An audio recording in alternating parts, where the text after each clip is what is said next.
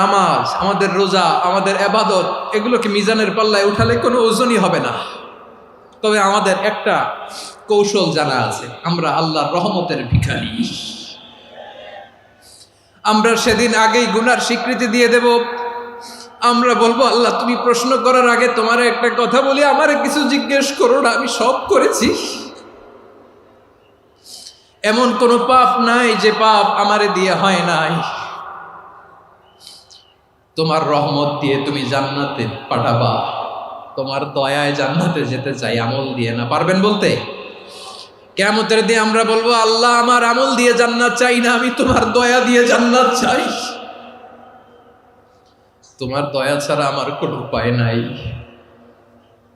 কারণ আল্লাহ যদি বিচার করে, বাঁচার কারো উপায় নাই। আল্লাহ যদি বলে ফেলেন তুই এটা করলি কেন, ওখানে গেলি কেন, কোরআনে 1000 বার নিষেধ করলাম তারপরেও এই পাপে জড়ালি কেন, এরকম প্রশ্ন ছুড়ে দিলে আমার উত্তর আছে?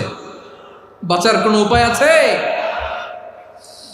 রোজ হাসরে হে আল্লাহ আমার করুণা বিচার, আল্লাহ করুণা বিচার।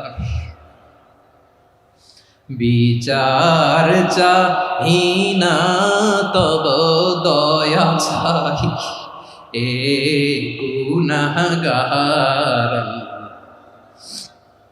করুণা বিচার।